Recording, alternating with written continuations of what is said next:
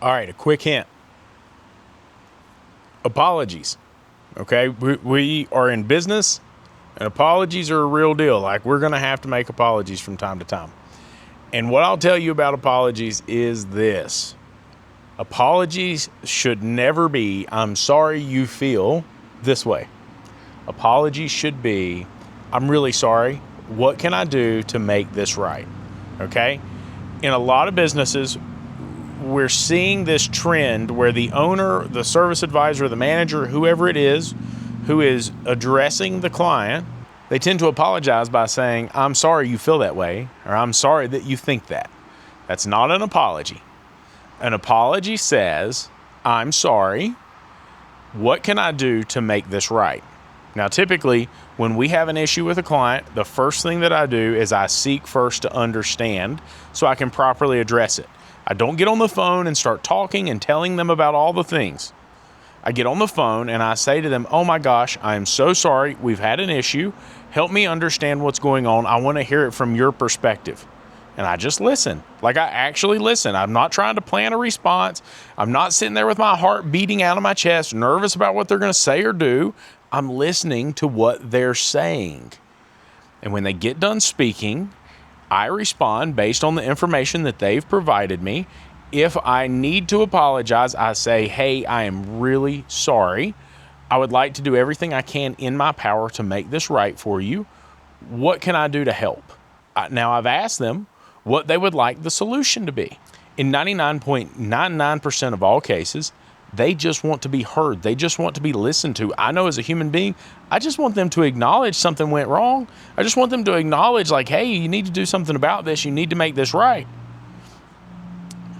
Once I've gone through that process, they give me the answer. And I'm going to tell you right now that it's very rare they come back with an irrational answer.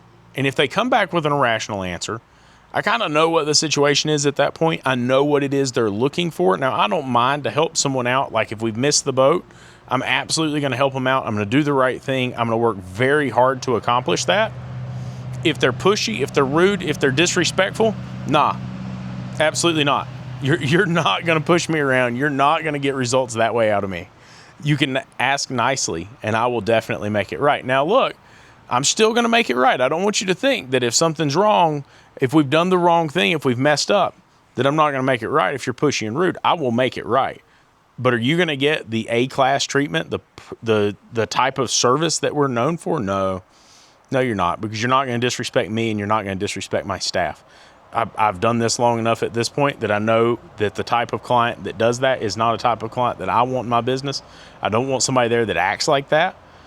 And so that's just the deal.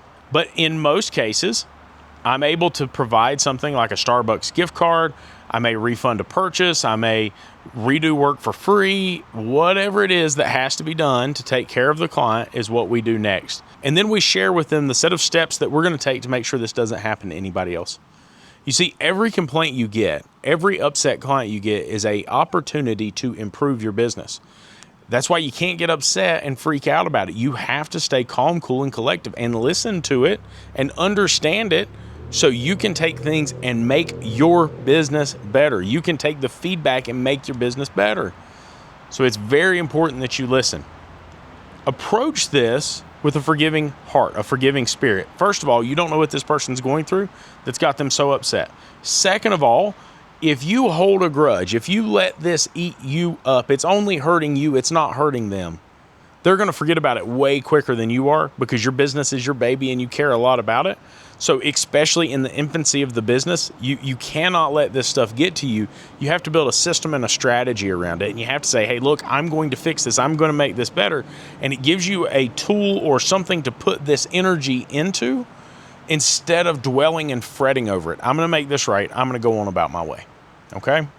But the key is to listen to the consumer, listen to the person who's upset, and get a grip on what it is that's happening. Get a grasp on what it is that's happening.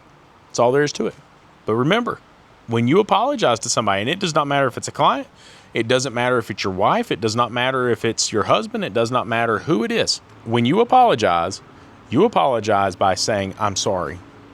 It won't happen again. Here's what I'm going to do to make this right. Or what can I do to make this right? Stop with this mess of apologizing by saying, I'm sorry you feel like I did that. Because that's not an apology, folks. Just saying. Y'all have a good one.